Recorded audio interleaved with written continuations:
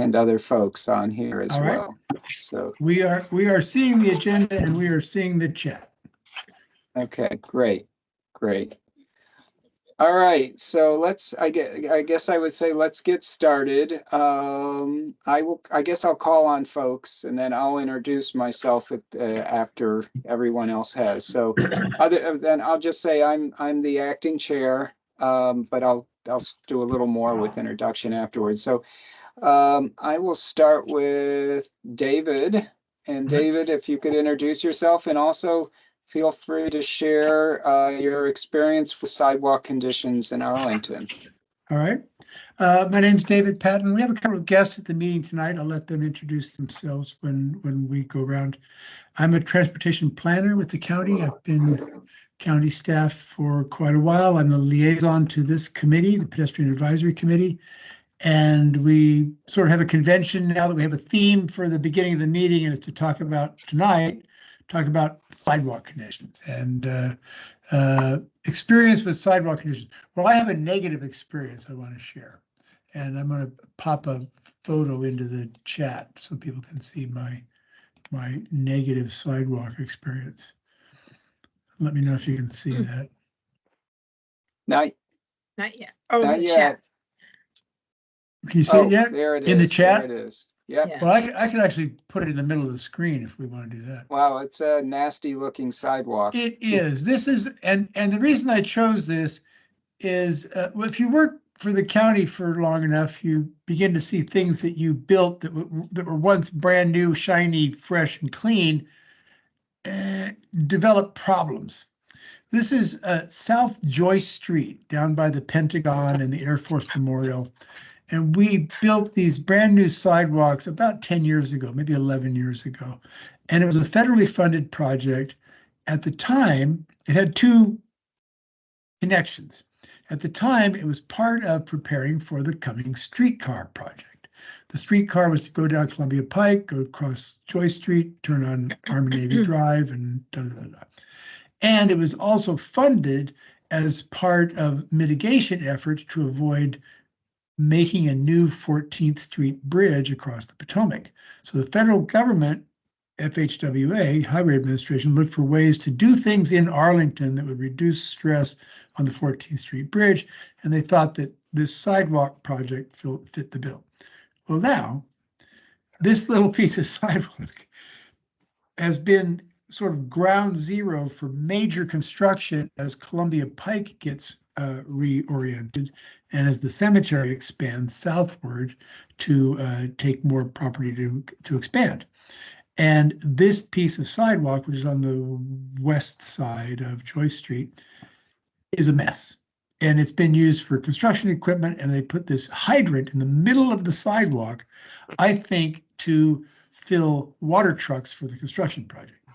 So I saw this when I was out there about a week and a half ago. I have a bicycle and pedestrian counter right at this location. I don't visit it very often, but I went out there and it needed some attention, and this just screamed at me. So I've been burning up the emails since, and I connected yesterday with a fellow he's the Federal Highways project engineer, and he's the same guy who helped me build this sidewalk 10 years ago. And I said, Michael, what is going on here? He said, oh, yeah, well, we're not happy about that either. So I don't know the whole history. I don't need to know the history. I'll find out eventually. But I said, will you please do something, put some orange cones out there, and we've got to fix this. This is not acceptable for a $1 million sidewalk that the federal government built and that we encourage people to use as an alternative, for example, to riding bicycles on this busy street that carries a lot of truck traffic. So that's my very current, very not happy at the moment sidewalk experience.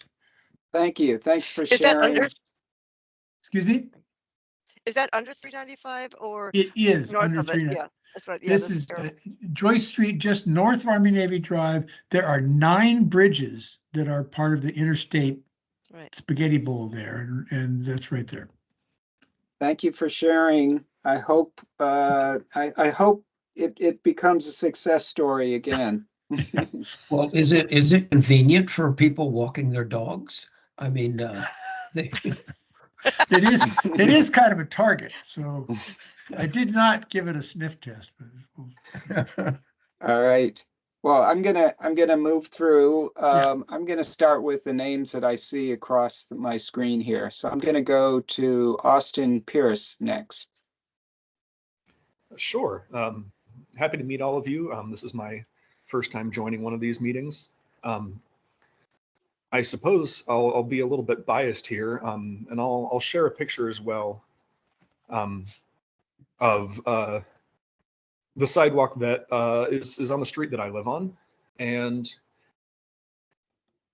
see, I'm not really sure if there's anything that can be done about this, but the sidewalk is just very narrow. And not only is it narrow, but there's a good half dozen or more signposts, utility poles, whatever that really break up the sidewalk and make it so that you can't even walk 2 people wide down this sidewalk. You gotta wait for people to pass, or you gotta squeeze between parked cars.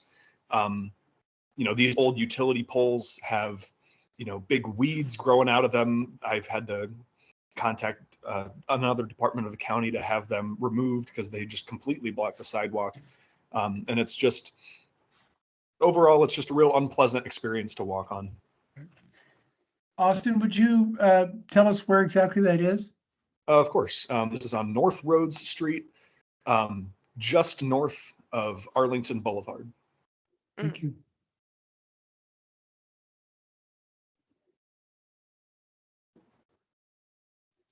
Thanks. Can you also tell us a little bit about yourself and why you came to your first meeting here with the Pedestrian Committee? Of course. I've lived in Northern Virginia about 4 years now. Arlington about 1. One of the reasons I moved to Arlington was to really reduce the need to drive places. So I have the wonderful experience of being able to walk to the grocery store and walk to the metro and do a lot of stuff on foot that I didn't get to do where I used to live. And so I'm really interested in the ability of people to walk around Arlington and walk around their neighborhoods, and that means a lot to me. All right, thank you. Appreciate it. Next is Patrick Kenny. Yeah, good evening. Patrick Kenny. I live in Boston, and a member of the PAC. And I guess my experience with sidewalks is mostly in the Bluemont neighborhood. Similar to what Austin mentioned, I've noticed they're somewhat narrow with some obstructions and riffraff because they border single-family homes that have riffraff around them, and so they're somewhat narrow and crowded with with cycling and pedestrian, and so yeah, that's been my experience. Thank you. And Jim Feaster. Yes, Jim, I'm a member of the Pedestrian Advisory Committee. I live in Ballston. I used to live in Ashton Heights, and I believe that there are streets in Arlington without sidewalks whose importance exceeds the wishes of the property owners along those streets. In other words, I think that the county should there are places where we know sidewalks are necessary, but neighbors can stop the creation or production, the building of a sidewalk.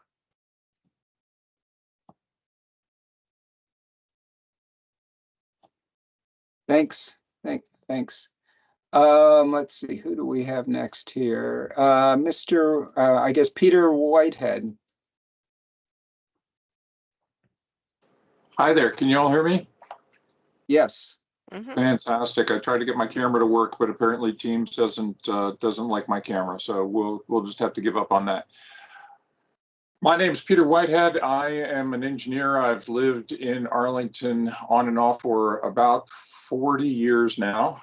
I used to live down in the lovely River Place Apartments, And I have moved, my net change in distance has been, I guess, about 6 blocks. I now live on Clarendon Boulevard at the corner where Il Radicchio Italian restaurant is. I'm sure lots of folks know where Il Radicchio is. If you don't know Il Radicchio, you probably know Roadside Grill. This is my first meeting. It's kind of like those of us who remember the radio days. It's like first time caller, long time listener. Always been very interested in the work of the pedestrian and the bicycle advisory committees. Particularly interested now because of the work going on at the National Science Teachers Association building. Roadside Grill, Il Radicchio, and the NSTA are all going to be torn down and more apartments are going to be put up. So we're going to take a little bit of the character in the neighborhood, replace it with a 6-story monolith, and in the process actually lose quite a bit of sidewalk, which surprised me when I saw that as a part of the plan. I would have thought that they would have wanted larger sidewalks and more accommodation for pedestrians to increase foot traffic and improve the commerce for the businesses on the ground floor. But that turns out not to be the case. So I'm very interested in the Pedestrian Advisory Committee and how we might try to encourage folks to, where there is construction going on, where sidewalks are being changed, to make them more accessible and more accommodating to pedestrians and cyclists. Thank you. Thank you. And if you want to speak a little bit more about this, we will have a few minutes of public comment after we go through introductions here to talk about this just a little bit. With that, I'll move on to the next person. And I think, who do I have? I have Matt Jones.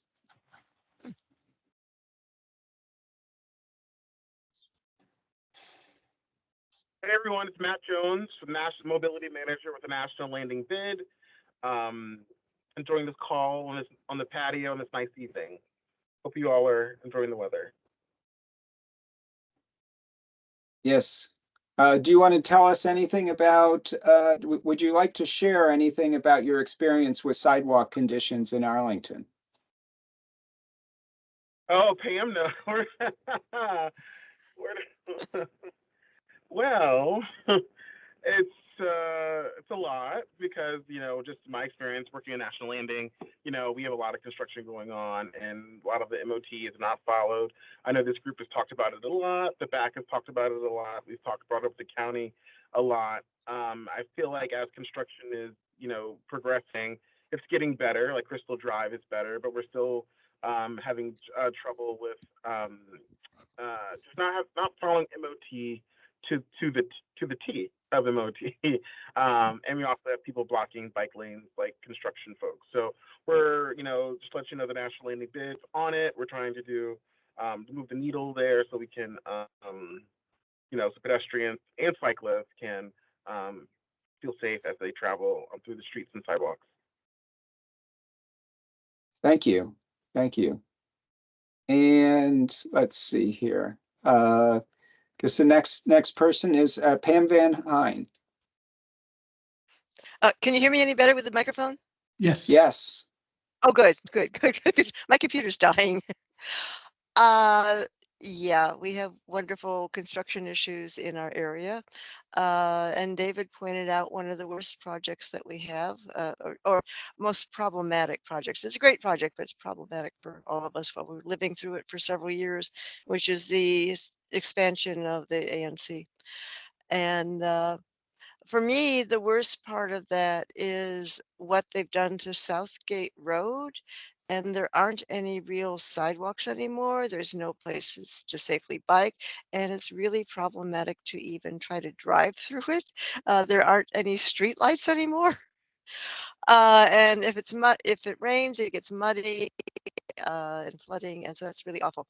My other concern is, which Jim mentioned, is areas with no sidewalks, and that includes the blocks around my house. And I try to get sidewalks on a couple blocks on my block and another block close to me through complete streets. A few years ago, it didn't go anywhere, and I should probably try again. But we're a fairly quiet area, and people walk in the streets and people play in the streets, but it's not entirely safe. It'd be nice to have sidewalks. That's it. Thank you. Oh yeah, and I'm the PAC secretary, recording secretary. All right. And I believe, I don't see anyone else. I believe, Mary, you may be the last person, except for myself, on this list. Okay, so my name's Mary Delau, and I'm with Walk Arlington, and I live in Bluemont.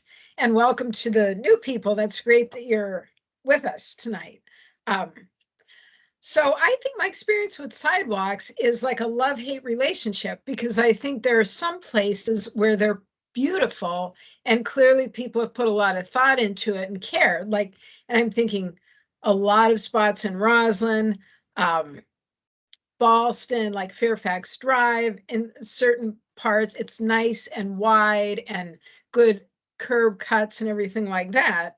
But then there are other places where it's narrow, not at all even. And I was walking around National Landing a couple days ago doing my test walk, because we're doing a walk with the Vision Zero team on Saturday morning, looking at infrastructure and improvements they've made there. And so it's gorgeous in some spots. But then when you get to South Hay Street, after you cross 15th in Pentagon City, it's completely like not even. There's all kinds of like, it's just very difficult. And you're thinking about people with disabilities or mobility challenges. And neither side of the street at that point felt great to me. So, and then at the end, there was some kind of weird construction and there was a cone and like nowhere to go. So it just like all of a sudden there's nowhere to walk. So it's like, well, I guess we won't walk on that side of the street. So like things like that crop up. North George Mason Drive in Bluemont is not great at all, particularly in the direction of like Route 50 if you're headed that way. And then also another like street I've noticed is North Stafford in like if you're headed from Fairfax Drive in Boston over to Washington Liberty High School, that's another one that's like narrow, uneven, not a lot of space. And if you're not paying attention, you could trip. So I think we have like good and bad in my experience. Thanks. Thank you. Hey, and Mary, also, I have you late in the agenda here, and we're going to have a lot of discussions here. You're welcome to join us, or if you'd like to tell us, give us an update about Walk Arlington earlier on in the meeting, that's okay. We could move the agenda around. Sure, whatever makes sense. Yeah, I'm prepared early too, so. Okay, well, I may move you up just so if if you wish to leave the meeting, you'll have that opportunity as well, so. Oh, all right, excellent. Thank you. Anyway, I guess I'll introduce myself. I sort of did. So I'll call myself the acting chair, because I'm still the acting chair for this group. But I guess and also I should say I'm also the liaison to the Bicycle Advisory Committee, and most recently I am now going to be our liaison, or I guess a member for the Neighborhood Complete Streets Commission. So with that, I guess my experiences with sidewalk conditions. So I agree with most of what folks have said, that there certainly are lots of places where we don't have contiguous sidewalks, or sidewalks are missing and people have to walk in the street, and they're narrow sidewalks. But what I have seen, and I would like to see more of, is the county at some point has gone around and I guess round down like corners of sidewalks that have heaved upward to kind of make them more contiguous, less problematic for people who are not very good at navigating on uneven surfaces. So I have to say the county has done a good job. I can't say throughout the county. I can speak in the neighborhoods that I guess am more frequent in. But they have done a good job there evening out sidewalks. So I do appreciate those efforts. So. And I don't Eric, know. you didn't give your name. So for the benefit of the folks who are not who are new, this is Eric Goodman. He's been a longtime member of the committee and the other committees as well. So he was being very modest and didn't even identify himself. All right, well, thanks. We've done that. I guess we'll go on to public comment. And I know that Mr. Whitehead spoke a moment or two about a specific issue. I don't know if you want to provide more comment or if you felt that you covered that already. Thanks, Eric. I'll be really brief. I do want to share a photo. For whatever reason, Teams doesn't seem to like me today. It's not letting me put it in the chat. So I'm just going to share my screen real quick to show a picture of the sidewalk that I mentioned earlier. So if you all will permit me, here I go. Let's see if I can do that. So if I go to your name, we'll see if I can. Can you allow me to share? Okay, I'm going to allow me to to post anything, oddly, but doesn't seem to want to let me I share. can make you an attendee. I might be able to do that. Let's see if that allows you to share a screen. It tells me I'm going to have to quit and restart in order to share. No. Yeah. How about sending it to me in an email and I can post it? Sure, David. Let me try that. If I have your email handy, can you put your email in the chat real quick? Sure. And that way I'll. Yes, it's to- dpatton@arlingtonva.us. Let me right. get to the chat. Or can you add your photo to the chat, just like other folks have? I am trying to do that, Eric. I wish that was my first inclination, and it doesn't seem to want to let me do that. Or we're full of suggestions. If you tell me let me what side of Clarendon I will send it, but Rose. let me describe it. I've already taken up more time than I really wanted to. That on one side of the street, so we're talking about Clarendon Boulevard, which is a one-way street, right? So it's an eastbound street. Wherever you are on Clarendon Boulevard, if you're driving, you're going eastbound. You don't have any choice. So on the south side of the street, there is a 36-inch sidewalk. It's actually narrower than the one that was shared earlier with the wall. It's 36 inches wide. On the north side, it's 20 feet wide, or at least that's to the setback of the building. And this is the area where the new construction is going to be that's going to cause another choke point across the street. And that's what interests me, is that you can't expect people with this old construction on the south side where the sidewalk is 36 inches. I might be able to share. Hold on. Well, Eric, I'm gonna put it up on my screen and share the screen. Okay. I also have the part of the site plan, but oh, fantastic. Well, the site plan, apparently the numbers that are in the site plan are incorrect for what that's worth. I did some measuring and found out that it doesn't quite work the way they necessarily want it to. Okay. Hold on a minute here. Let me see if I can't get this. Okay, so I am sending this now to David. That is sent. And maybe David will be able to either put it in the chat or we can go from there. Perhaps. What do you think, David? Were you able to get it?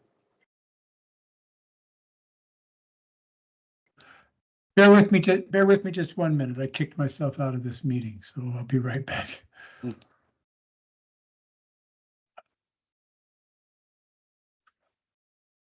Here we are. We're looking at Il Radicchio on this side. Oh, I love it. I love it. And your place on the other side. The neighborhood never looked so good. That's fantastic. So go up the street, go against a traffic to a little bit further, keep going, a little bit further. Okay, there. Now you'll look on the left-hand side of your screen. You'll see the 36-inch sidewalk. And you see how that's a choke point right there, right? Right. You're going from a nice wide sidewalk, which is in front of my residence, which is almost 20 feet wide. That's a nice sidewalk. That's a good sidewalk there. Nice sidewalk. Now you've got a choke point where not only is it cut in half, but the part that's actually paved is a little bit, just a shade over 3 feet wide. Right. There. Okay. Now look at the other side of the street. And this is the side that carries the pedestrian traffic for obvious reasons. Right. Right? You've got lots of nice big walkable sidewalk and everything is great. Now, if you'll pan even further to the right, this is great. I love this tool. You can see this is the area where the construction is going to be. This is where and because of the way the building is set up, they want to have 4 units right there by where the white car is that front onto the street. They call them loft apartment units with entrances directly onto the street. And as a result of that, they have stoops that will come down from that will narrow the sidewalk. Now you'll notice you can see there where the entrance to the NSTA garage is, that limits their construction size. They're actually going to maintain that. As a result, the long and the short of this is the sidewalk is going to be very narrow on the other side of the street. So the nice walkable sidewalk will come down Clarendon Boulevard because that's the side that people walk on. You can see even in your image, that's the side where the people are. And there's going to be a choke point right at that driveway where folks are not going to be able to continue their nice pedestrian experience down the rest of the street for the balance of the block. That's pretty much it. Thanks. Can I share something here, David? You bet. Let me All right. let me stop sharing and you can take the Okay. screen, Eric. All right, I'm going to see if I can do this. So I believe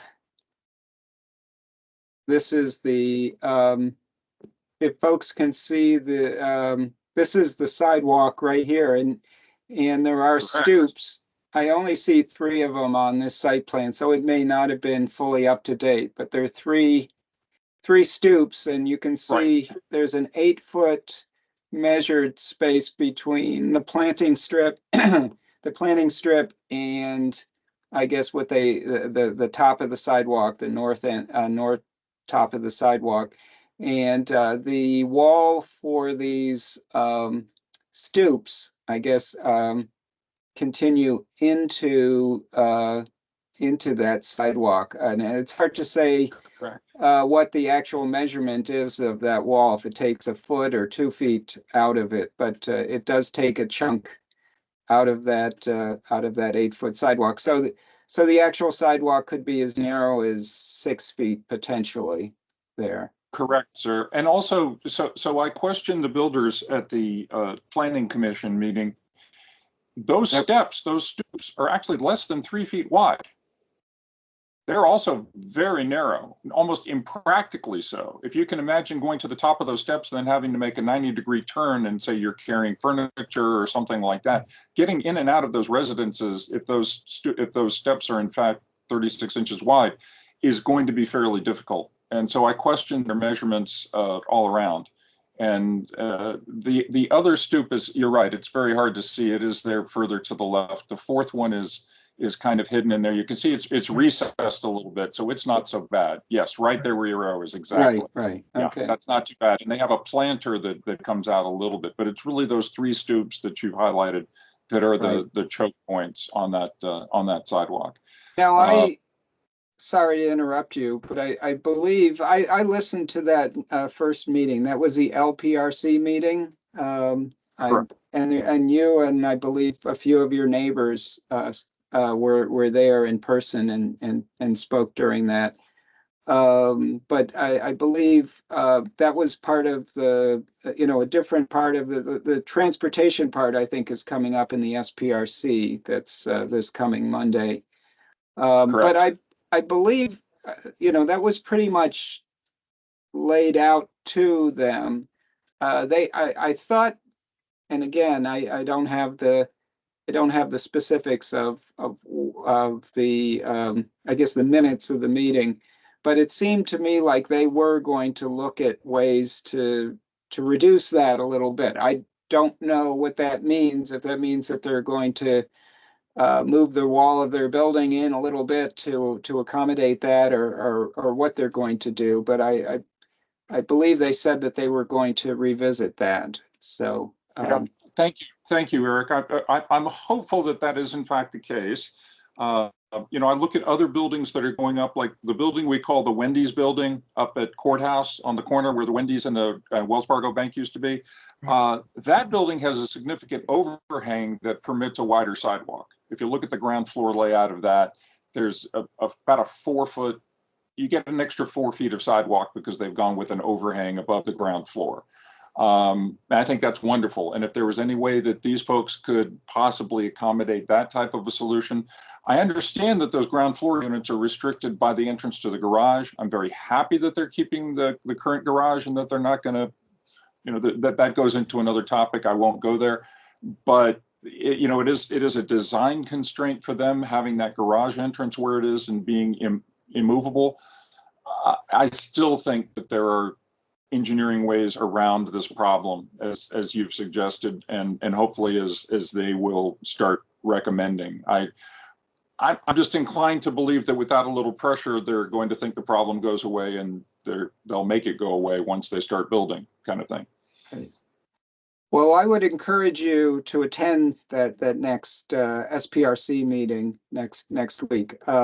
We're still trying to figure out who might attend. I was planning to, but I also have a conflict, so I may end up still attending. But I think, as for public comment, I believe you have the opportunity to do that. I think I think we're invited as a committee also to make some comments as well. So I would say hopefully they'll get the message. One thing I noticed is you weren't the only one in the meeting. There were several commissioners in the meeting that also seemed to feel the same way. So hopefully that will take it far enough to understand that we really don't want the sidewalk constrained. Agreed, sir. The practical aspect of this being a one-way street is that a lot of people traverse this going against the grain of traffic, which is fine. That's one of the beautiful things about sidewalks, right? Having this choke point on there, really, when you think about people with strollers and scooters and the other things that in reality we find on our sidewalks very often, even bicycles going against the grain of traffic, it's avoidable at this point simply by making a nice accommodating sidewalk, as the adjacent building has done a very good job of doing. Folks, listen, I've spoken much longer than I intended to, and I also unfortunately need to depart. So I'm very grateful for your attention and for your consideration of this issue. It's wonderful. Thank you for inviting me. And I will definitely be at next Monday's planning meeting, and we'll speak during the public comment. I believe I get 2 minutes as a public comment. Is that right? There's a timer? Yes. I think so. Okay, well, see, that's what I need. I need a timer to shut me up. It works really well that way. All right. Well, thank you for folks. coming. I see I see that Austin also has I believe his hand up. If you'd like to, I don't know if you want to add to this or if you have additional comment. I have a separate item that I'd like to bring up, kind of a rose and a thorn, if you will, to not just only have negativity in here. I'm gonna put 2 more pictures into the meeting chat for people to look at here. Okay. And this is another example that's familiar to me, but it's only for illustrative purposes. Something that I think the county has done really well in some places and not so great in others is crossing safety. You can see this top image has. I can present them if you'd like. I can pull them up, I think, and do that. Give me a chance here. 1 second. Let me stop sharing this one, and I'll see if I can share this other one here.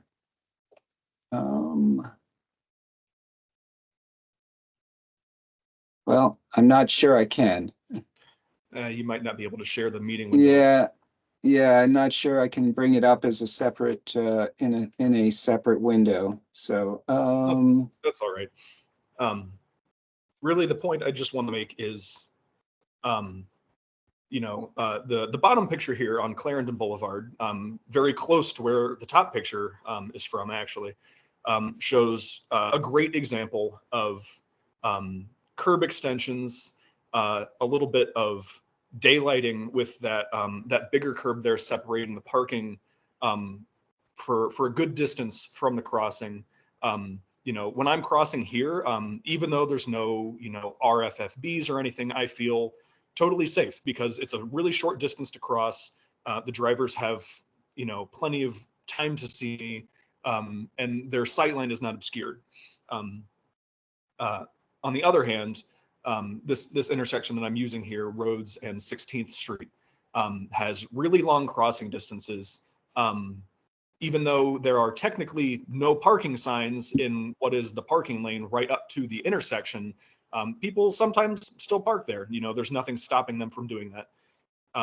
And so what you have is sometimes you need to step out practically into traffic before drivers in the road have a chance to see you.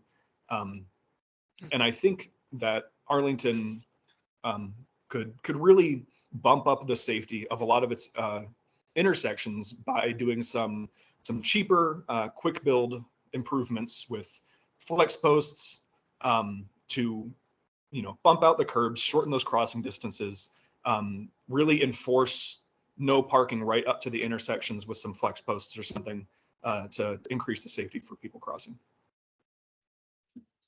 Thank you. Thank you. I believe the traffic engineering folks have presented sometimes to us utilizing those that type of thing, that they may initially put in flex posts, see how things work with traffic, and then later look for funding to be able to bring out the curb extensions in the future. So thank you for sharing that. Yes, thank you for the time. All right. Well, I guess, unless anybody has any other public comment, we're running a little behind. Let's, I guess, move on. What I'm going to do, I think, before I get into the discussion, Mary, I'm going to give you the opportunity to talk a little bit about any efforts that are going on right now with Walk Arlington. Excellent. Well, thank you. So yeah, I'll just go out of order. So really just some updates on walks. It's April, so it's walking month. So we've had 2 walks already this month, and we have 1 more on Saturday. And I can't emphasize enough how much I enjoy these. And the first 2 were partnerships, and they helped us reach new audiences. So the first walk was with Alexandria Celebrates Women, and they both approached us and asked if we want to partner. So it was a walk, started in Alexandria, passed through Arlington, ended up in DC, and we had a great group. We had a lot of Arlington people come out for this walk. So that was fantastic. Then we did a tulip walk also over the weekend on Sunday with Friends of the Mount Vernon Trail and the Roslyn Bid. That was in the Washington Post weekend section twice. Beautiful day, big group. And I don't even know how many people we had, but we walked through Roslyn. I think it was about 35 I counted in one of the pictures we took. But anyway, a large number of the people on the walk had never heard of Walk Arlington or knew who we were. So they clearly read about it or knew the Friends of the Mount Vernon Trail, and that prompted them to attend. So that was really great. And then on Saturday, we are doing our walk with the Vision Zero team with Christine Baker in National Landing. And we did the same walk last year in the spring, and this year Christine is coming, and I think she's bringing 3 members of her team to talk to people on the route, and that is full. And we have a waiting list, and Pam is coming as a helper, a walk marshal, which I appreciate. So I'm really excited about that. It just feels like a lot of good stuff going on. And I can put a link to the walk in the chat. And if anybody wants to come, I can certainly just, obviously you can come, and I'll just add you to the list.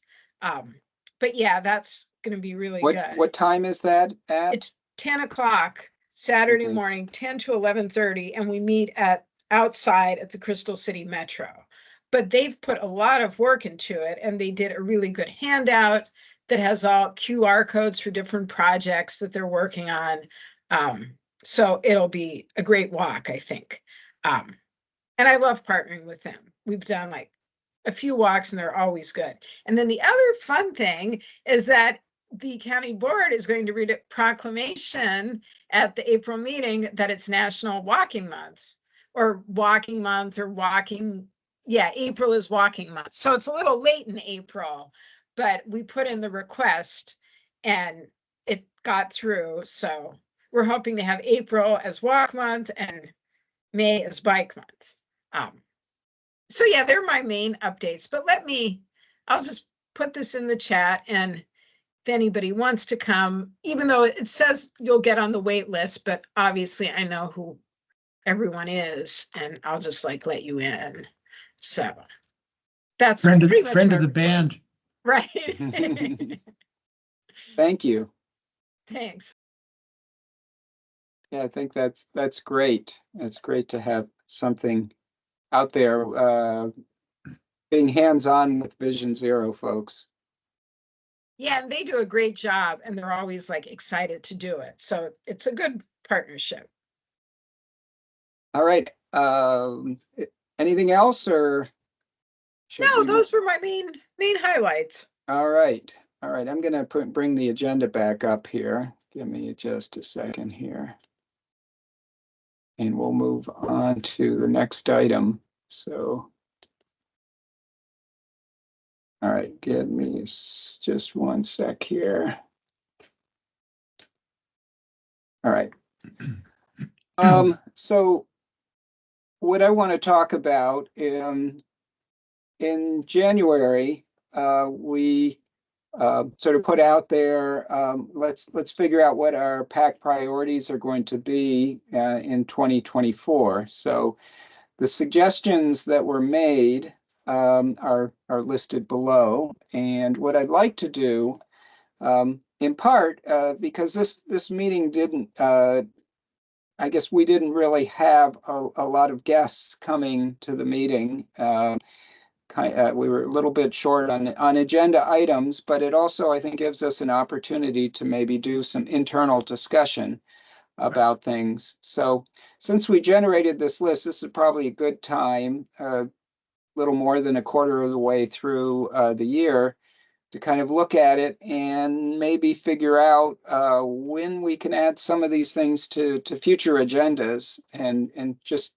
get an idea about sort of moving forward with these. So I'm just going to go down them one by one, and hopefully we'll get some discussion on them. So, well, I guess we'll start with the first one, which I think we've already done, and that not to say that this is going away, but the issues on Route 1, our last meeting, we actually had a walk and a meeting with Route 1 folks about the status of their multimodal improvements. So I think I would say it's one item that we completed here. I would hope throughout the year we'll get more updates or more information, but I believe we've at least accomplished the first part of that. So I think that's good.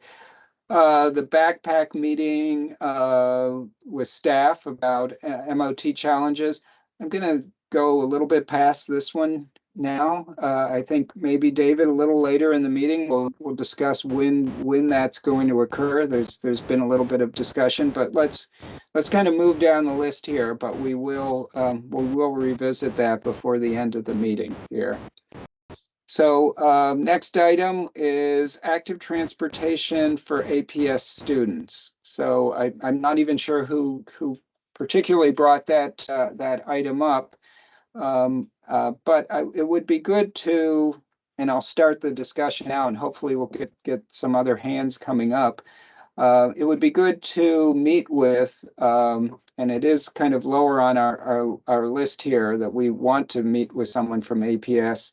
It would be good to talk to APS or a representative from APS on what they're doing with active transportation with students. And it it's too bad Andrea isn't here, because I know Andrea also has worked as a volunteer with APS. I believe doing some maybe like walking groups or walking trains Walking to school school. bus. Walking school bus, sorry, Yeah. yes. So so anyway, I think it would be nice to arrange, at least in my opinion, to arrange a meeting with someone who could represent APS and kind of tell us a little bit about what they're doing, and also how we can partner with them as well, to kind of to start early for Arlingtonians, to have a focus on active transportation. So. Anybody have any thoughts on that? I have, Eric. I'm going to chime in like a peanut gallery on a few of these things. This is one that I think has long sort of been deficient. I think it's important for folks to realize that county government and staff where I work is really fully separate from schools staff and their own board and their own executive leadership. But we need to bridge that gap. And there have been various attempts over time. And I think Patrick Kinney, I think, has had some experience with that. There was a committee for a while that was trying to help bridge that with a TDM, a Transportation Demand Management Program. And right now it's not great. There's not a, and I don't want people to think that I'm all down on this. I started off with a really bad sidewalk example. I'm happy to work for Arlington. I think we're doing a lot of really good stuff, but this is not a strong point for us right now. We don't have a good, strong connection between county government transportation staff where I am and the school side of things. So we can work on that. I spoke with my close colleague, Brian Shelton, yesterday, who's been discussing bicycle business with Kevin Treacle at the school district. So I think we can work on this. We can improve this. Okay. Well, it would be good to get a representative, and if Kevin is not the right representative, if his, I guess, depending on what his abilities are, maybe somebody else a little bit higher up the chain might be an appropriate person to Maybe so. to talk with.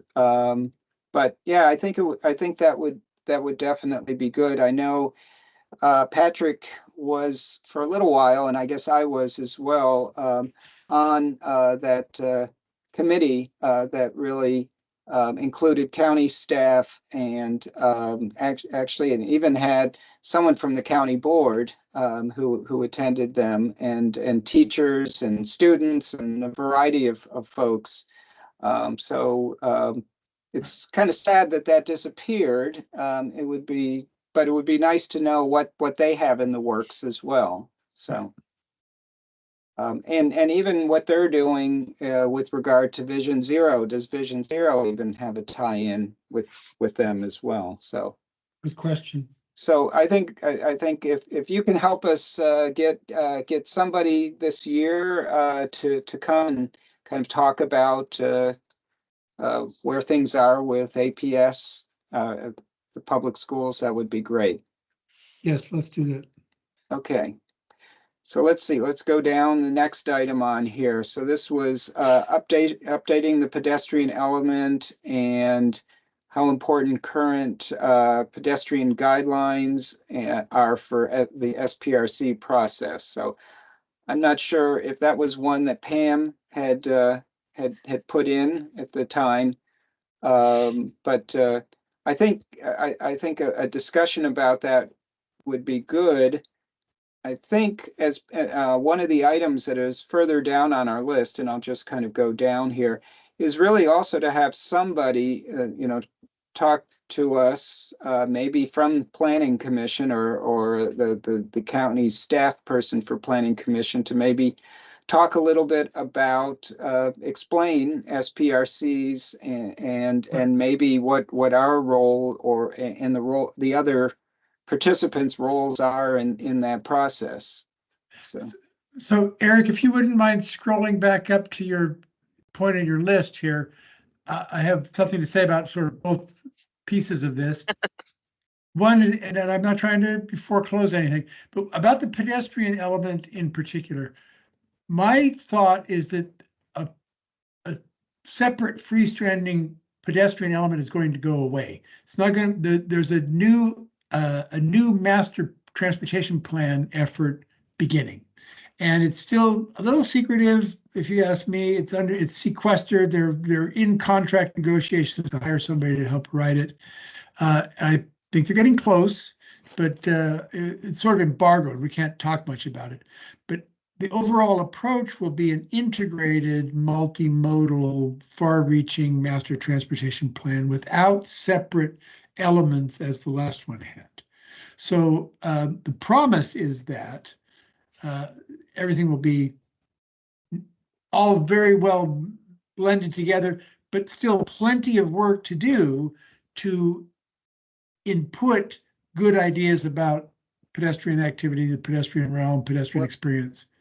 I hope, and I'm just sorry to kind of, Right. in my opinion, I hope if they're not separated, that they aren't so mixed that when we look at our role to advise the county manager, Right. that we're not so far into the soup that it's kind of hard to tell what where our efforts begin and end. I agree. And I've brought this up repeatedly in the realm where I work.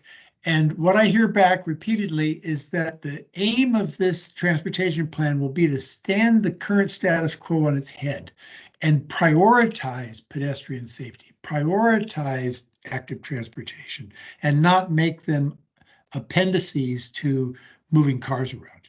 Now, that's the approach, that's the promise. Let's see how it plays out. So this is going to be a couple of year-long process, but there will be plenty of engagement opportunities. I've been asking repeatedly for someone to come and present that strategy, if you will, to this committee. And I've just been told repeatedly, not yet, not quite yet, Okay. but keep your eyes peeled for that. And on the other piece of your question there, that sort of the third or fourth bullet about the SPRC, I'm kind of in the dark about the SPRC process. I've never been part of it. So what you say below about asking someone, and Pam and others on the committee, and I think John Armstrong and Eric yourself are very well steeped in the SPRC process. I'm not. Let's hear about that. So as Mr. Whitehead brought up, what happens with something like a specification or a guideline in a sector plan for a sidewalk width? Does it just get eroded without any resistance when a developer comes through, or is there somebody stand up and say, no, you can't do that? And maybe even to take it a step further, if we attend these meetings, what, I guess, maybe influence isn't the right word, but maybe if we attend them, how are the suggestions that we make, how are they utilized or implemented? So I think it would be good to understand that a little bit as well. Pam, will you please remind me of the name of the fellow who manages the groups for SPRC? Last name is Pfeiffer. Matt Pfeiffer. Matt Pfeiffer, yeah. Nice guy. Thank you. And my experience, and I'm certainly one of the people who's been pushing to update the pedestrian element because it was done several years ago. And for an example, 15. Well, I think a lot of it's older than that. We haven't done anything major since I've been involved with the PAC, and I started in 2014. I'm saying 15 years ago. It was adopted in 2008 or 9. Yeah. Right. And actually, something was done in 2011. But when you talk about sidewalk widths, even for commercial areas, it's the only number they have is 6 feet. It encourages wider, but that doesn't help us when we're in the SPRC to push for wider ones. And I certainly feel for so many places where there's major development, we need 8-foot, 10-foot, or wider sidewalks. But I have a hard time justifying that unless there is a sector plan for the area that specifies wider sidewalk widths. And there are some places where there are no sector plans, which is the issue we're dealing with Melwood. And there's some places like some of the Crystal City ones, some of the widths in the sector plan are good, some of them are not so good. So it's a constant struggle that we have to push and try to justify as much as we can. And you know, it's some of the commissions like C2E2, they have new guidelines.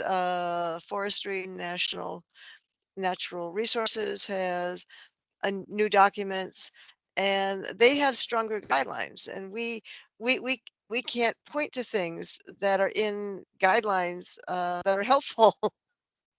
So I was hoping that we would really have the opportunity to do a formal update of what's in the pedestrian element. And if we can't, I want to absolutely ensure that we have a very active role in the broader master transportation plan, that they work with us closely to get what we need in there.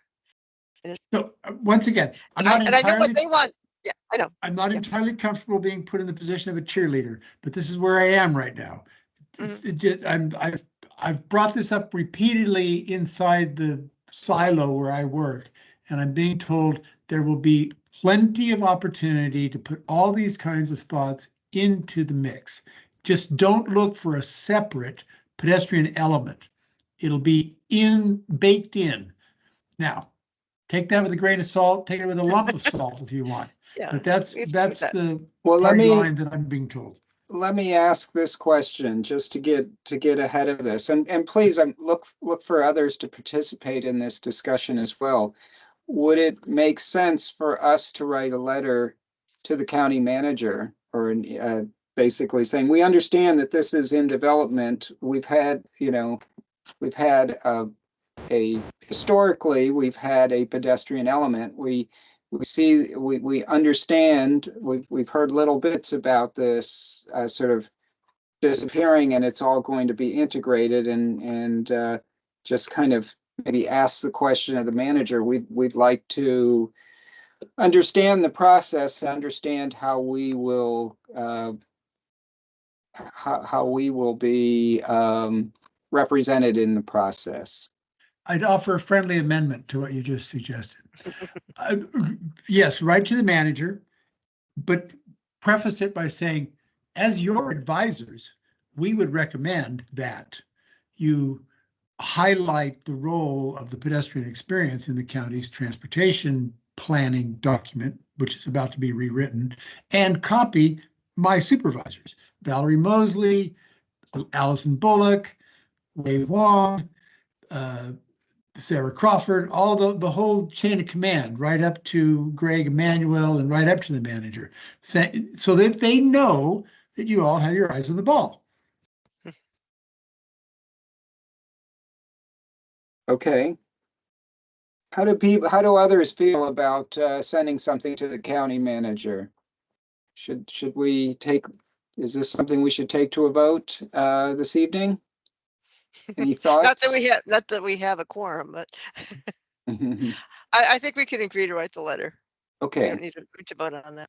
And maybe don't make it quite as strident as I just was, but this is, I'm going to shut up. Okay.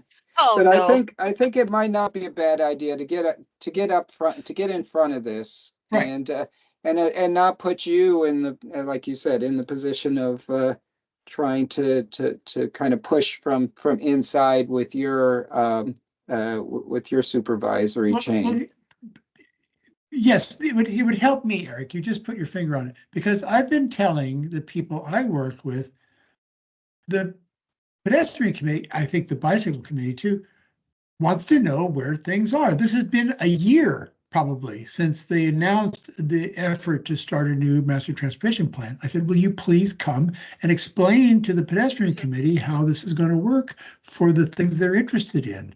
Oh, well, it's going to be baked in. Well, things been in the oven for a year, so there should be something to announce by now. All right. Well, I will get started on this ask. Is there anybody else who'd like to participate in putting something together with me? I suppose I have to, given the topic. Okay, well, we will do that. Yeah. Should we continue down the list Yeah, here? and John or Jim may have some ideas too. Yeah. they both Okay. done it. Okay. Should we continue down the list here?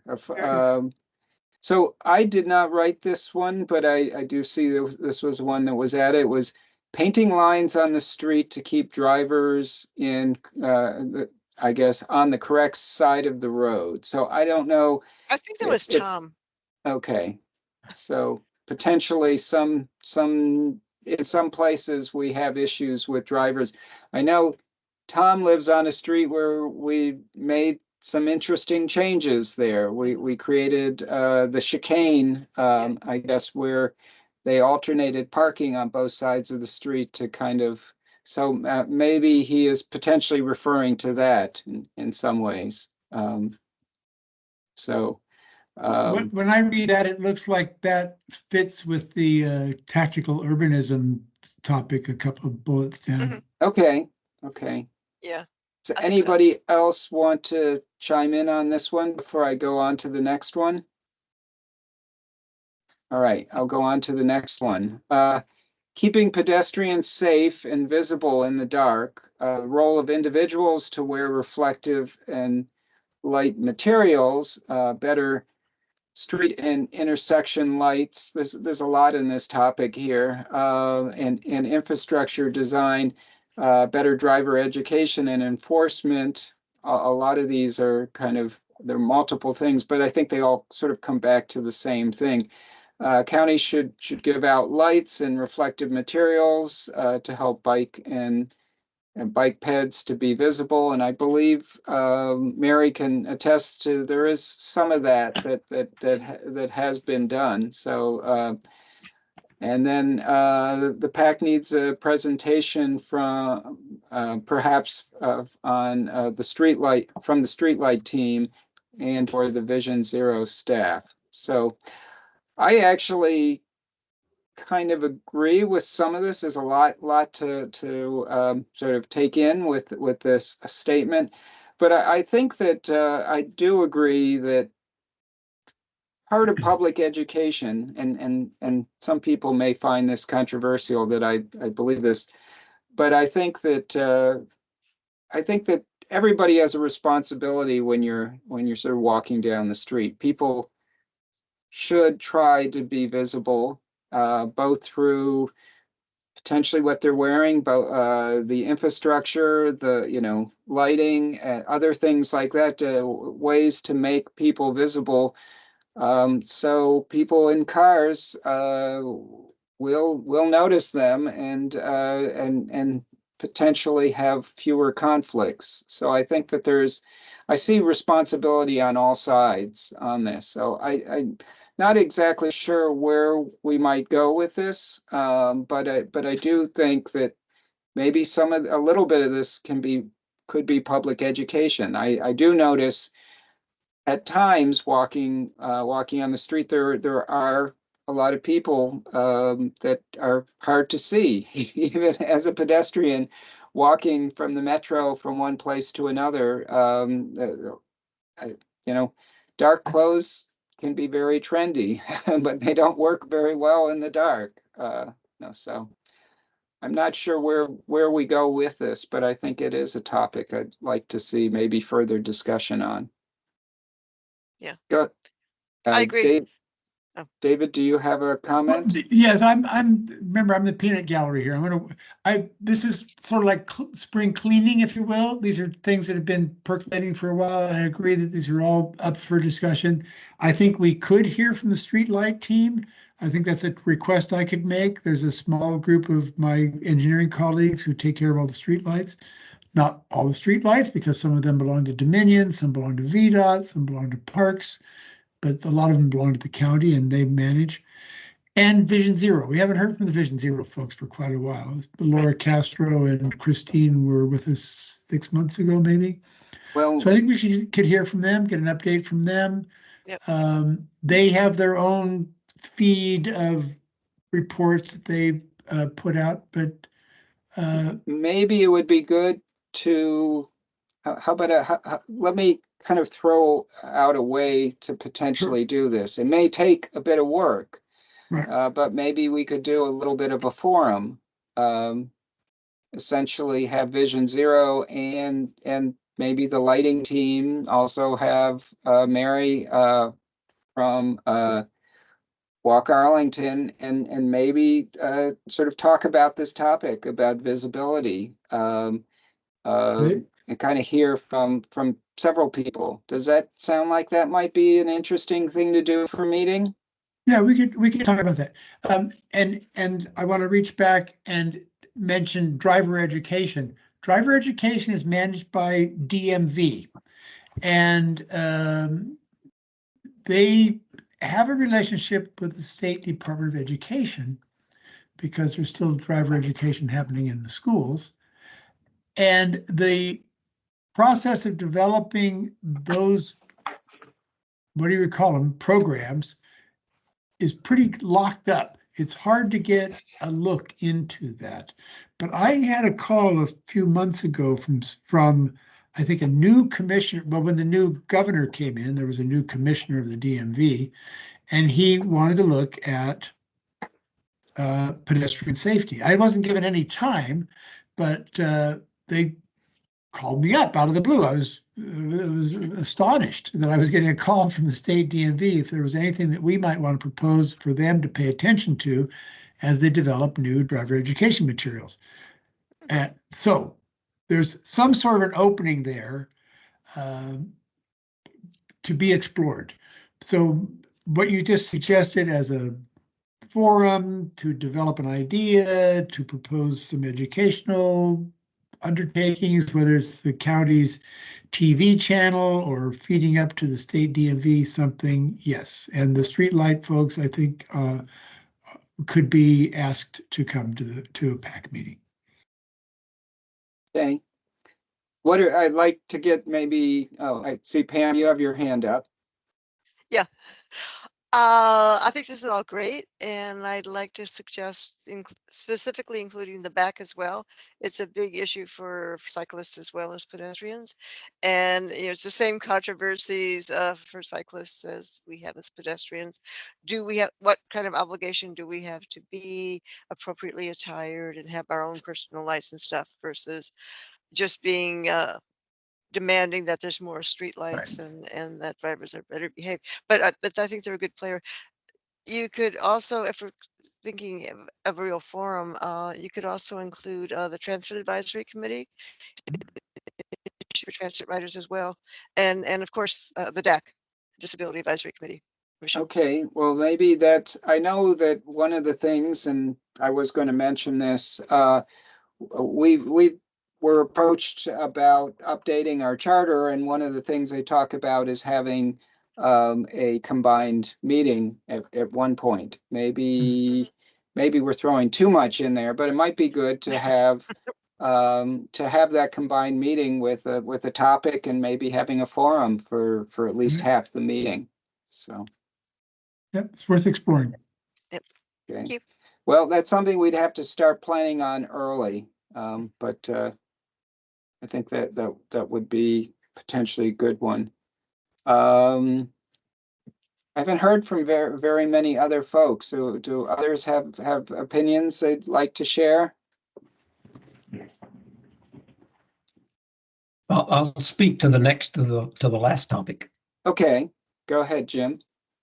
Well, I think I may be mistaken, but I think Andrea is her term on the Commission on Aging is expiring, and I think that if the Pedestrian Advisory Committee asked for a few minutes of time at a meeting of the Commission on Aging to recruit a member, a formal voting member from the commission to the Pedestrian Advisory Committee, I think you get a success. I've said it more than once, but I have never seen any issue by this committee that was not advocated by the Commission on Aging or vice versa when it comes to safety walking and sidewalks. It's a natural union of interests. And I think that's probably true of the Disability Advisory Commission also. I know less about Right. them. But I think that we should have a member from the Commission on Aging as a permanent voting member on this committee. Okay. Well, I Right. think, but the Commission on Aging is and I guess this is where we kind of separate a little bit. The Commission on Aging as well as the Disability Advisory Commission are commissions to the county board, right? As Correct. opposed to the county Yes. manager. That's right. But yeah, I think I certainly would like representatives from both of those groups.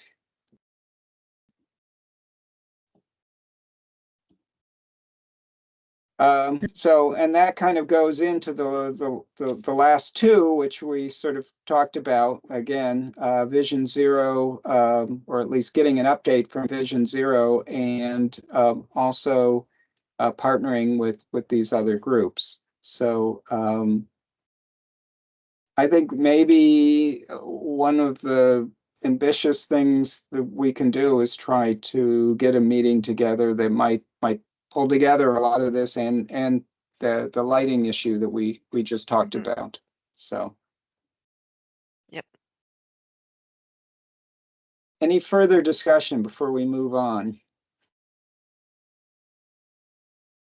All right, well, I think we're already at like 8:15, so I think we at least kind of went through the list here. David, and I think taking that we want to pull a few of these meetings together, I think I should sit down with you offline to talk about when we can get these meetings or get I guess speakers for these meetings. I agree. Some of them should be straightforward. Others are a little more ambitious, require a little more planning, but good to work through that. One other thing, let's see, if we go down to the bottom of our list here, did we cover just about everything? I think we also mentioned TE&O representative to still talk about the new MUTCD, the new, and for folks that don't know that what MUTCD is, I'll try and muddle through that. So that's the Uniform Traffic Signals or traffic design manual, right? Manual of uniform traffic control devices. Okay. Everything from signs and stripes and pavement markings to signals and flashing beacons and the whole business. And I think TE&O is willing to do that. I think it makes sense to do that at a joint meeting with PAC and BAC. This is a thick, fat technical volume that gets rewritten every few years. I think the last one might have been 2012, maybe the last thorough revision. So there's a new edition out, and they're eager to share. It's making the rounds. The changes in the new one are making the rounds and drawing people's attention. So I saw somebody wants to talk. That's fine. John Armstrong is just joining us. Okay. So Oh, yay, John. You'd mentioned that he would be on a little bit later. Welcome. Sorry. So we were just talking about, and if you can see up on here, we just have sort of gone through this list of PAC suggestions that were made at our January meeting, talking about them. Just to give you a real quick highlight, we're looking at potentially doing a joint meeting with multiple committees to talk about sort of pedestrian and bicycle visibility, and potentially have someone from Vision Zero, someone maybe from lighting, and potentially create like a little forum there to discuss this. So and kind of part of that would be the discussion about responsibility as a active transportation person to make yourself be seen, and then the other side of the coin is through engineering and other things, how can you increase visibility? So I think that's part of a discussion that we were talking about having. So just to get you up to speed. Thank you. So, and I don't know if you have anything you'd like to add to this, but we're looking at planning some future meetings throughout the year. So, Okay. and we do, go ahead. No, so you asked me if I wanted something to add to the okay. These are suggestions for the Route 1. These came out and these were suggestions that were made back in January. So we're just kind of looking at one of the things this month we did not have an outside speaker, and one of the things we would like to do, or at least I would like to do, is probably have more folks visit the committee and provide information about what the county is doing with various things. So so part of this is going to be sort of coming together and sort of getting speakers on future meetings throughout the year. Yeah, I don't have anyone specific, but I agree. I think it's valuable to have. Right. Yes. One other thing I guess I'll mention before we go on to the next topic is the bicycle committee just a week ago did have a person from the police, the Arlington police, I guess in their special operations unit, come and talk to them. Now, one thing we've been told in recent years is that we wouldn't have the police coming to talk about accidents and things like that as much, because that's now being covered through Vision Zero. So some of that information is now fed out through Vision Zero updates. But at the Bicycle Advisory Committee, couple like a week or so ago, they had a very specific thing that they talked to the police about, and that was about incursions in bike lanes. And there are lots of situations where bike lanes are blocked by vehicles, and then the safety issue associated with having to leave the bike lane and return to it in traffic. So we should think about, is there a topic, if we would invite someone from special operations to come to speak to us, is there a specific topic, other than sort of accident information, or I wouldn't even say accident, crashes is the right word for it, but crash information that we might have them speak to us about. And I see, Pam, you have your hand up. Yeah, I guess my big issues would be red light running, not yielding, especially when drivers are turning. Okay. Yeah, speeding. So we may want to invite them and send them some questions on that specific topic. Yeah. So that's good. Okay. So that's another future meeting to invite someone from the police to talk specifically about that issue. Yeah. And I could put something up in the Google group asking for some specific questions. Okay, That might help. that sounds good. Since we're missing so many people tonight. All right, well, let me move on to the next topic.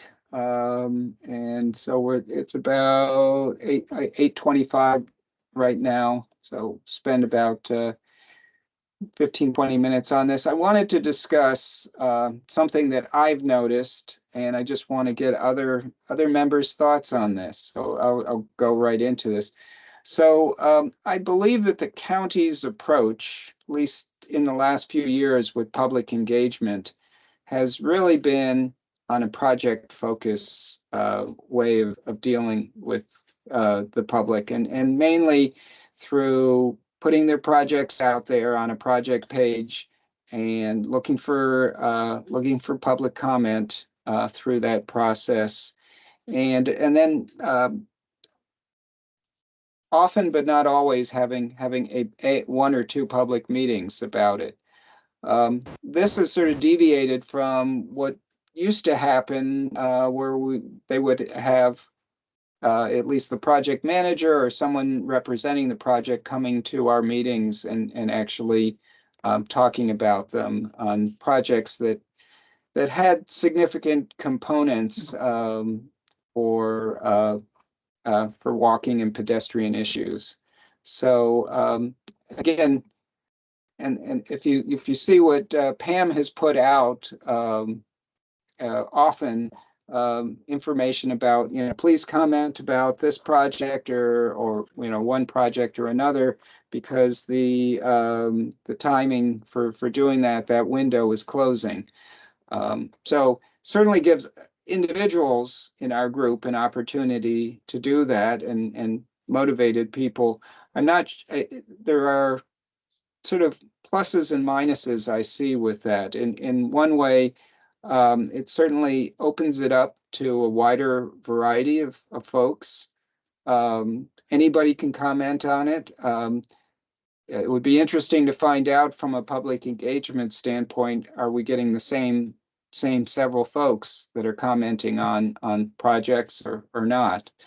On the other hand, it's not bringing items to our committee, which I think, part of the reason, the charter, the reason for this committee is to advise the county manager and county staff on pedestrian specific issues, regarding safety and design in those projects. So I just wanted to get folks' thoughts on that. I think that we're sort of being left out a little bit of the process, and I would like to see more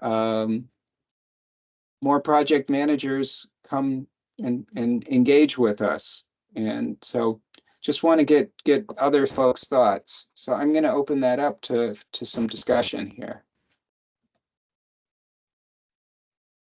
Oh, this is Jim. I think you're right. That's a good point. I had not noticed this, but I mean, I hadn't focused on this, but the more while you were speaking, it did occur to me that I think you're absolutely right.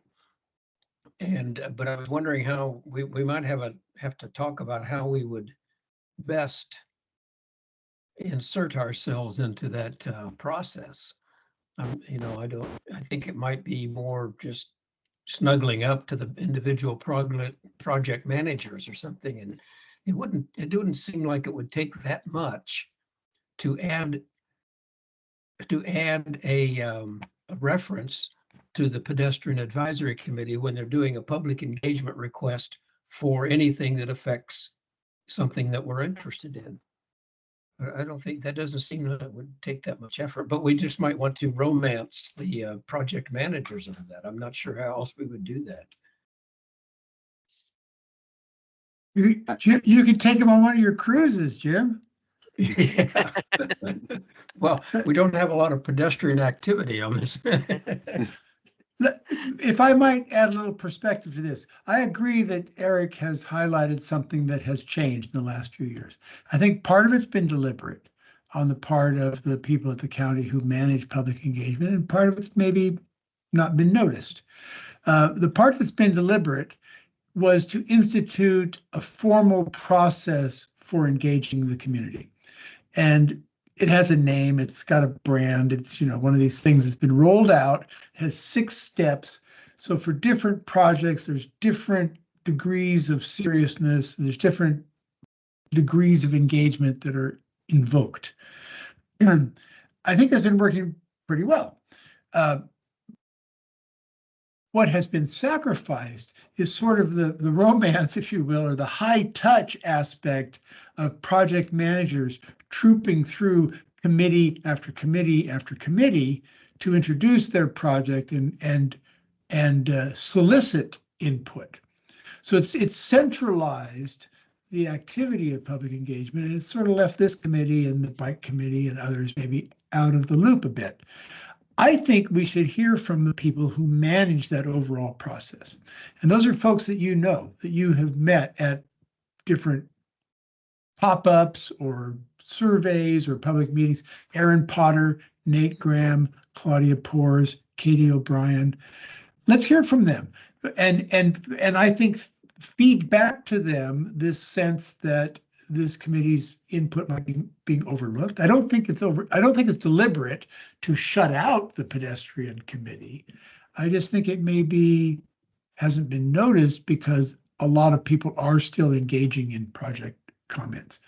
But I think we could hear from those folks and ask them to come by for one of our meetings, add it to the list above, and hear how this is going. Who would you suggest that we invite? Well, I would suggest Claudia Pores and or Katie O'Brien. There's a team. So the folks that I know the best, who are Nate Graham and Aaron Potter, work with these other folks who sort of set the strategy. Nate and Aaron are really pretty much project-specific engagement specialists. Claudia and Katie O'Brien are communications specialists.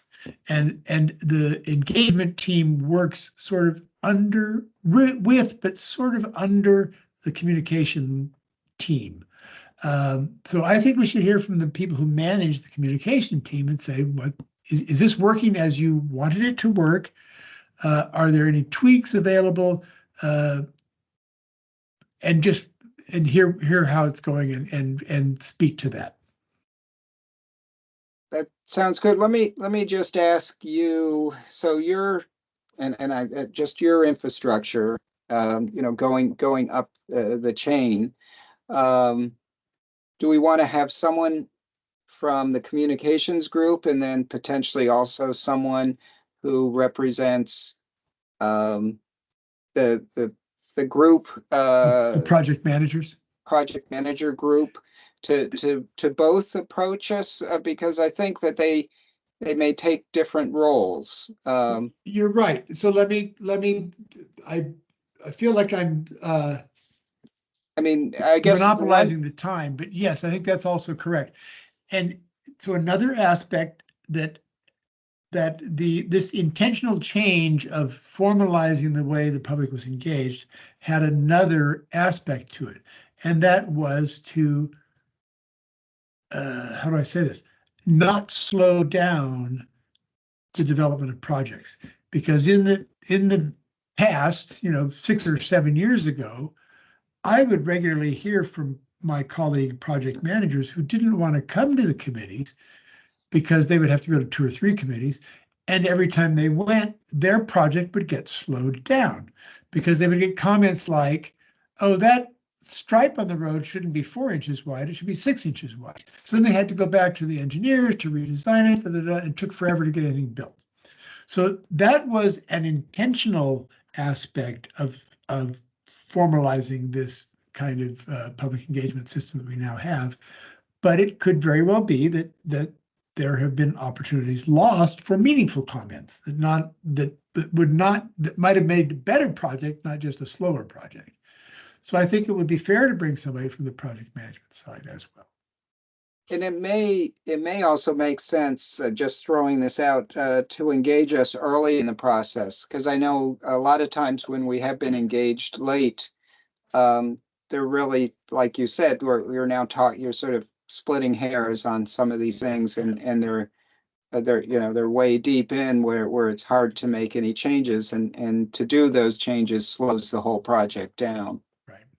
And there's a fine line. So now let me advocate on behalf of my colleagues who are project managers, who are trained engineers, they're trained planners, they're trained landscape architects. And these are professional people who are senior in their careers. They've been doing this 10, 15, 20 years. Maybe they don't want to come to meetings and talk to people who don't really know the technicalities. So there's a balance there. There's a balance between opening up your project to scrutiny and public comment, and not getting bogged down in technical details that the layperson is not informed about, that is guided by guidelines or regulations or certificates or etc. But I think we can have that discussion. Let's have the discussion and say, let's take a reading about how public engagement and commenting on projects is going. This new formal process has been in place for 3 or 4 years now. Let's hear from the committee about it.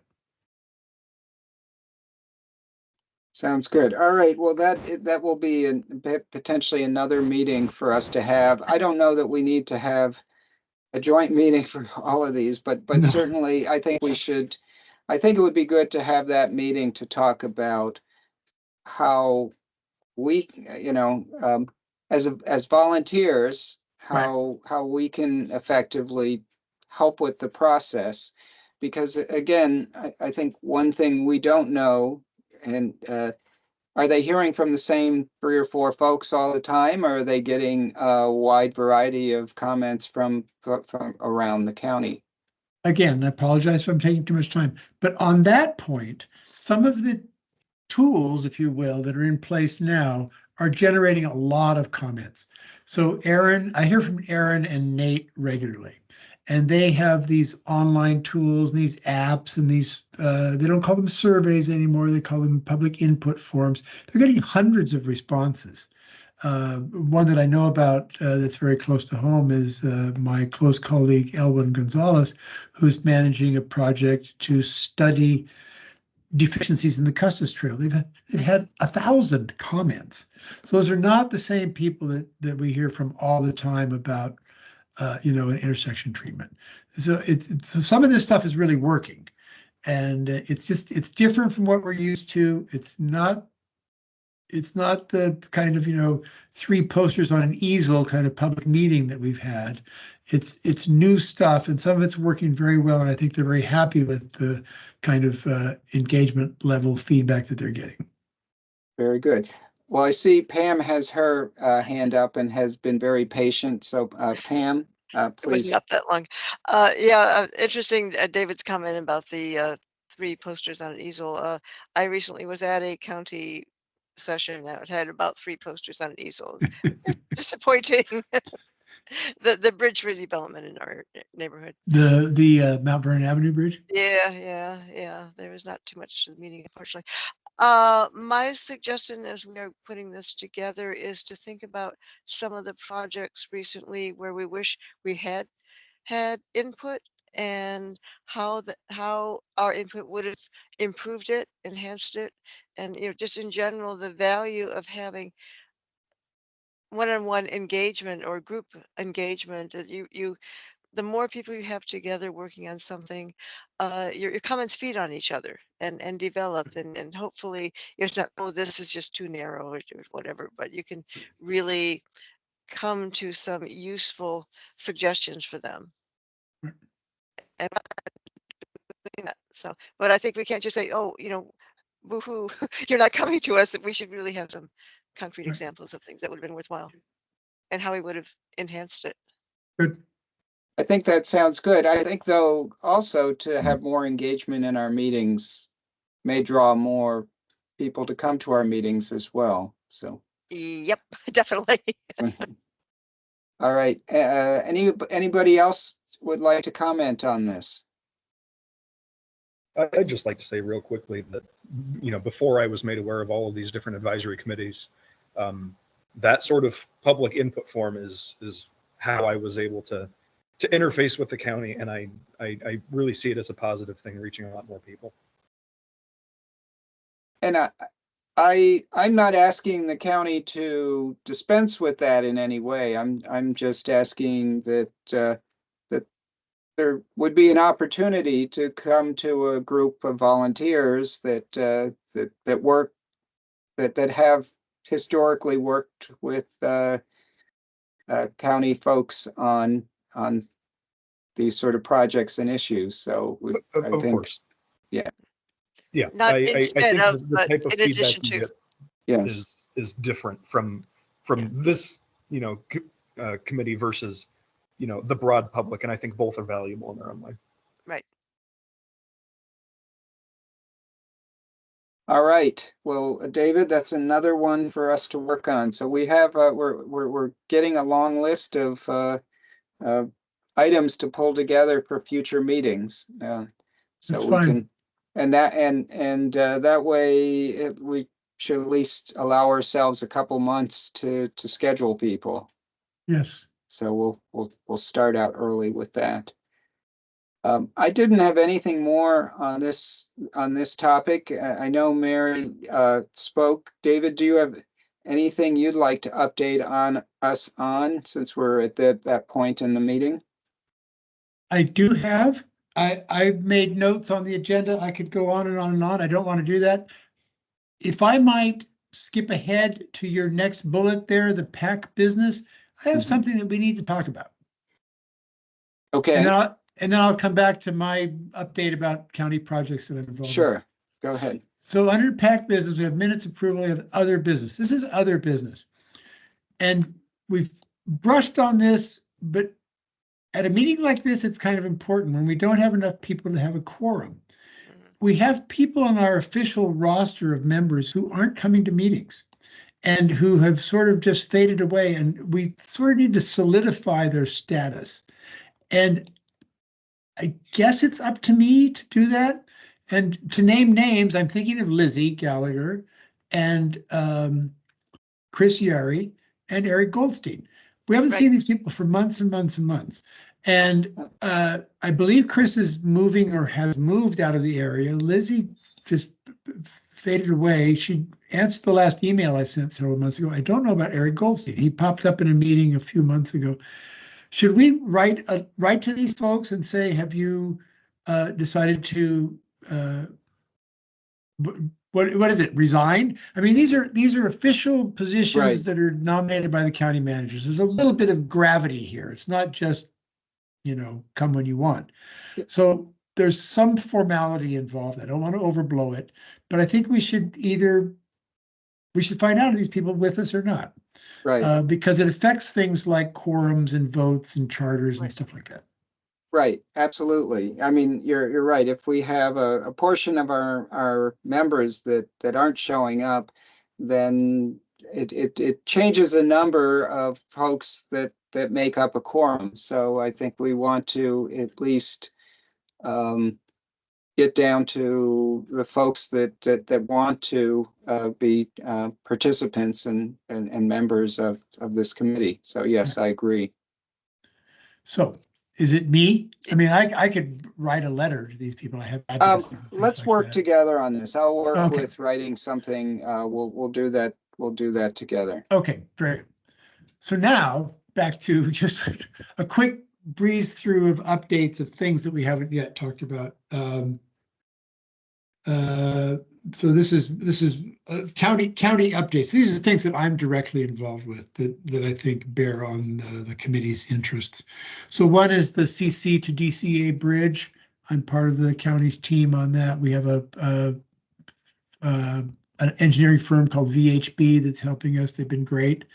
We had a meeting today with MWA, the airport people, and WMATA, the metro people, about where this bridge is going to land when it gets to the airport. It was a very productive meeting, and learned that the MWA people, the airport people, have finally identified the firm they're going to use to design their roadway network, which we need to know to design our bridge. So that happened today. That was a real breakthrough, and they're giving all the signs of wanting to cooperate very well with us. So that's very positive news on that. Big project, and anyway, you all know about it. Columbia Pike, I went on a walking tour of Columbia Pike with my colleagues yesterday. Talk about a street that's torn up. Talk about a street that's been torn up as long as I've worked for the county and has many more years ahead of it of being torn up. We walked from Oakland Street to Wakefield, and there's some great stuff happening. Brand new sidewalks, wide sidewalks, some places where there's going to be intense development. What's that place called? On the south side of the Pike, around west of George Mason, George the Bee. They're, they're gonna take down a bunch of garden style apartments and build 6 and 8 story housing. This is Barcroft. form-based. Bancroft, thank you very much. Barcroft. Barcroft, yes, thank you very much. So I don't know much about it. My colleagues are all over it. Maybe we should have a presentation about Columbia Pike. It's a very important corridor in the county. It doesn't really have a sector plan. It has something called form-based code, which drives a bunch of the development down there. It was going to get a streetcar, and so everything that's happening now is in the absence of a streetcar, high-density transit, et cetera, et cetera, et cetera. We should maybe want to hear from project managers. Oh, and there's going to be a change. There's a woman named Susan Finati, who's been with the county for 20 plus years. She's about to retire. So Susan's going to go away. She has been all over Columbia Pike for 20 years. And so there will be new people on the watch there. So it'd be a way of informing them with the committee's ideas. Eric, you want to get in? So I have a question regarding that. At least looking at, as we look through, sort of scrub through the CIP, it looks like the Columbia Pike sort of improvements project is supposed to wind down in the next 2 years or so. Oh, well, then Is this, are we talking about things other than that effort? Are we talking about other efforts? This sounds like a very specific location that you were talking about. Well, our tour was limited. Okay. But the impact of what's happening on the Pike spills out. For example, there are parallel bike boulevards because the Columbia Pike itself is not very hospitable for bicycling. So the idea is to go north to 9th Street and south to 12th Street and enhance facilities for bicycling parallel to the Pike, but only a block away. So it's a whole corridor that doesn't really have the same kind of attention that Rosslyn Ballston has, or, well, it gets, anyway. Columbia Pike's a whole thing. And yes, the multimodal improvements project is set to wind down, but then here comes the cemetery projects down at the East End, which are scrambling things again. And here come big projects like this Barcroft development just off the Pike, which is not the Pike, but pedestrian aspects, sidewalks, density, schools, et cetera, et cetera, et cetera. So might be good to get an overview of Columbia Pike update. That sounds like a good thing. Thanks. Yeah, Okay. I think that would be good for a good topic for a meeting to cover a good portion of a meeting. We're going to have to do some homework and calendar some of these things. On the other end of the spectrum, went out to a very detailed look at a trail connection in Bon Air Park a couple of weeks ago with somebody from the Parks Department. They have some money for trails improvements. So they're going to get rid of some awkward kind of intersections between trails in Bon Air Park. It's going to be nicer, right around just north of Wilson Boulevard in Bon Air Park by the Rose Garden. By the Rose Garden, the opposite side of the stream from the Rose Garden. But there's some confusing and not very great skinny little asphalt trails that are going to be improved there. Mount Vernon Avenue Bridge. I don't know much about it. Pam probably knows a lot more than I do. Have they started construction there? No, I think they're going to start by the end of the year. Okay. Yeah, it's the design, I think, is basically done. They're using the same for the artistic parts of it. They're using the same artists as they did for the Glebe, and it's a beautiful design. Right. It's not identical, but same. And that same woman, Vicky Scurry, did the art for the illuminated overpasses at Courthouse and 50. Yes, she does beautiful work. Yeah. They will always maintain 2 travel lanes, one each direction for vehicles. There will always be at least one side that has a 2-way space for cyclists and pedestrians to share, which is what we've had now. There will eventually be some detours of the Mount Vernon Trail that go under the bridge because they have to do some construction work over that, and there will be well-marked detours. The controversy is how they're going to design the quote unquote sidewalk. They're going to put the cyclists and the pedestrians both on a sidewalk, somewhat similar to what they did with Glebe, but a little bit different. They learned some lessons from that. And in general, the sidewalk on the west side would have higher pedestrian volume because it serves the Arlandria community, and it's a connection for them to get over to the shopping center other side of Glebe, and more cyclists potentially on the east side because it connects to both trails. And some of the cyclists would like the designs to be adjusted a little bit more to accommodate that, and I don't know if that's going to happen. And I use the east side all the time. That's the side where you live. Yeah, right. Couple more quick things. Back to counters. I don't report to you folks about counters very much, but I manage a set of a fleet of counters, bicycle and pedestrian counters. And we had our annual visit from the technician who comes down from Montreal a couple of weeks ago. We visited all the counters that needed help, and everything's working for the time being. The bikeometer is back up at the Custis Trail at Lynn Street on Langston Boulevard. It was down for several months after it got vandalized, and some knucklehead with a sledgehammer did several $1,000s worth of damage. So the bikeometer is back. The pedestrian counters are working. On trails, still, we had a nice meeting with the Nova Parks staff about adding some wayfinding signs to the WNOD trail in Arlington between Shirlington and Wilson Boulevard.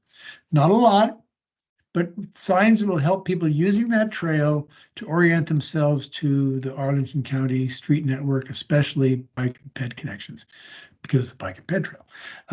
So that was a very positive meeting. We've been sort of, to use Jim's term, we've been romancing them for a couple of years, and they accepted our roses at this last meeting. So they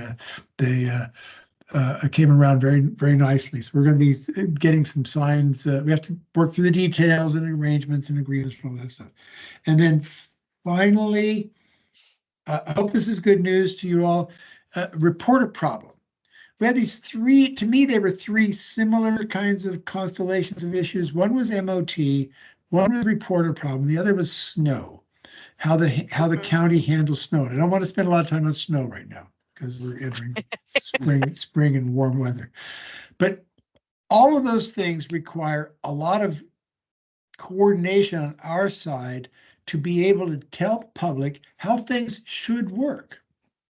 And on the reported problem issue, Dana Bress was a dog on a bone. He would never give this up. He always wanted to find a way to comment on this, as a smart guy who knows how big computer programs work and stuff.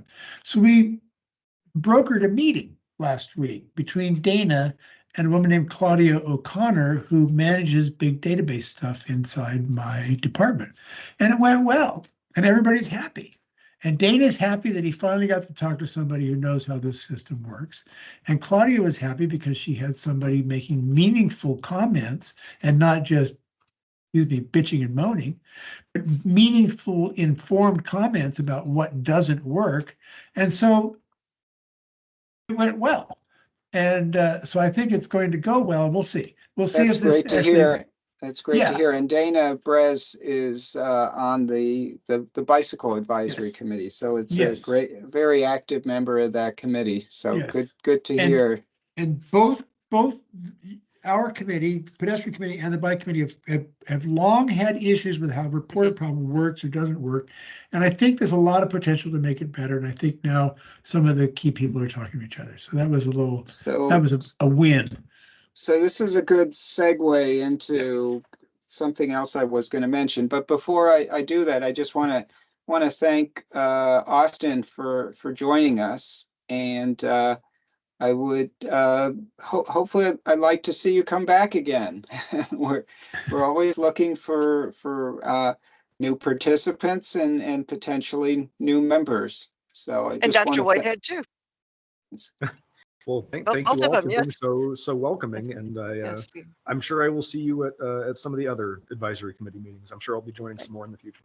Great. Good. And Thank you. and do watch the website as you did to find us tonight, because the next meeting or two might be a little off schedule. We might have be on different nights, or there might be joint meetings or something. So if you want to send me your contact information, I can add you to the notifications.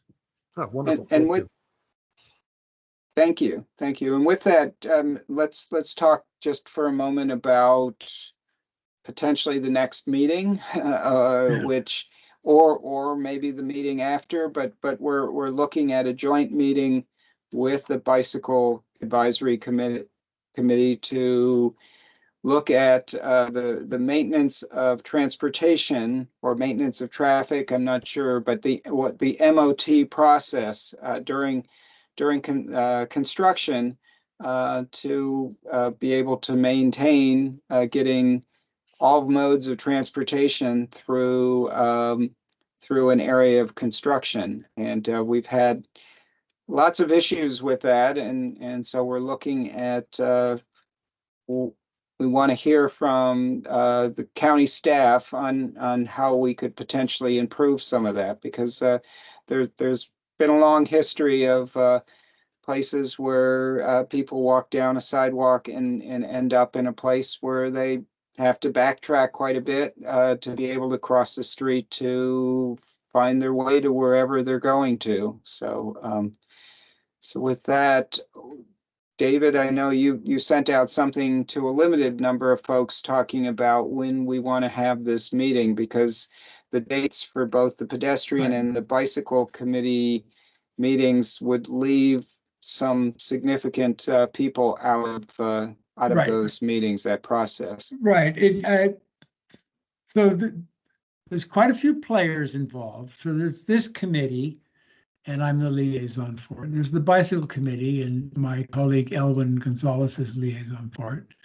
And then there are the people who would want to participate in presenting, as I just tried to say a minute ago, presenting sort of the ideal scenario, how MOTs are supposed to work. And they are some of the folks we were talking about earlier, like Nate Graham, who's public engagement specialist. And Nate's been working for the last couple of months to put that package together to be able to present. And then to add a little wrinkle, there was some idea that maybe this should be an in-person meeting. Well, as this group knows, we had an in-person meeting last month when we met at the Aquatic Center. And under the conditions we have now, which are post-pandemic, but we're still required to have hybrid meetings. So if you have an in-person meeting, it has to have an online component. It's really difficult to find a place to have those meetings. So it occurred to me yesterday, and this is why I sent the message out that Eric mentioned. I said, let's figure this out. Because we could potentially have an in-person meeting in June, say, and that might be enough time to get people back from their vacations and organize and have a meeting with 50 people in the room at a room somewhere. But I don't know that we could pull it off in May, because on May the 6th, which would be the bicycle committee's normal meeting, I forget, I think Cynthia's not available. No, I'm not available, sorry. And on May the 8th, which would be this committee's regular meeting, Cynthia's not available. So maybe this MOT program gets pushed to June. I don't know how we make this decision. It shouldn't be mine.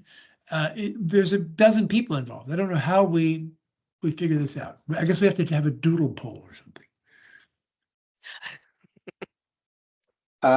John, you've had your hand up. John Armstrong. I can lower it. It was sort of, I was going to ask about when we can get back to in-person meetings as we were started to talk about meetings, and then you guys started talking about it. So I'll lower my hand. Okay. Well, that's a good question. I think, as David has brought up, at least at this point, there are kind of a limited limited number of places to have these hybrid meetings.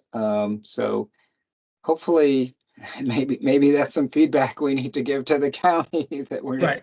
Can I ask a quick question? So is that because of the audio visual requirements now? So you need a room that has the proper camera and Yes. microphone? Yes, and they changed the ground rules in the building where I work, where we've traditionally met. We can no longer use, for some sort of not detailed security reasons, we can't use anything above the 3rd floor. That's where the restricted access is. You need passes to go above the 3rd floor. The 3rd floor is where the county board offices are. And so there's a big public room that we've used a lot. It's that last room we call the fishbowl. So the 3rd floor is available, the 2nd floor is available, and the 1st floor is available, and that's it. And there's so many meetings going on that they're always in demand, and they're booked weeks and weeks and weeks in advance. What I would suggest is that we try to find a meeting room at one of the dates in June, which would be our regular meeting or the PAC's regular meeting, and try to get it booked. And I would, try to pull some strings behind the scenes and get somebody to find one of those rooms for us. These are groups that haven't met in person for 4 years, except for last month, and it's time. It's time that we be able to do that. All the rooms in that building are set up for hybrid facilities or hybrid meetings with all the right technology. But I think we should put a claim in and claim one of those rooms, but it would make it June and not May. But I agree. outside of the one-off, like, is there a way? Like, 'cause we used to always meet. What was it, Dogwood or one of those first floor rooms? Yes. Like every Yes. day or monthly on Wednesday, on the 2nd Wednesday, we had the Dogwood. Yes. Is that no longer the case? Like, it's booked? I think this group has a legitimate claim to have a regular meeting space in the county building there on a regular recurring date. My recent experience was it was really hard to find the time to be able to do it once. So I think we need to turn that corner and request time and space to meet.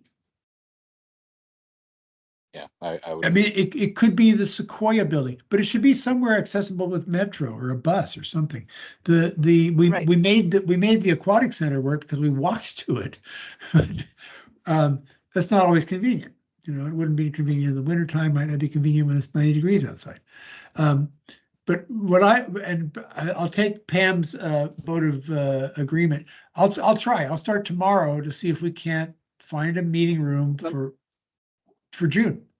Let me ask this question. I know certainly a lot of meetings in the past have been in APS facilities. Is that something that we could use since they're all over the county as well? It could be. I don't have familiarity with them. I don't know Okay. those places, and I don't know if they have the There's cameras and the, the microphones and the screens and computers and stuff.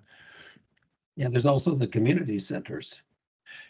Likewise, Jim, I just don't know how they're set up, and some of them have early closing hours. We got lucky at the aquatic center because they're open late at night.